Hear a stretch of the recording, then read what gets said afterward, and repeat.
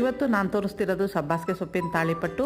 ಒಂದು ಬೌಲ್ಗೆ 1/4 kg ಅಕ್ಕಿ ಹಿಟ್ಟಾಕಿ, 1 ಸ್ಪೂನ್ನಷ್ಟು ಅಜ್ವಾನ, 1 ಸ್ಪೂನ್ನಷ್ಟು ಜೀರಿಗೆ ಹಾಕಿ, 1 ಟೇಬಲ್ ಸ್ಪೂನ್ನಷ್ಟು ಉಪ್ಪು ಹಾಕ್ತಿದ್ದೀನಿ.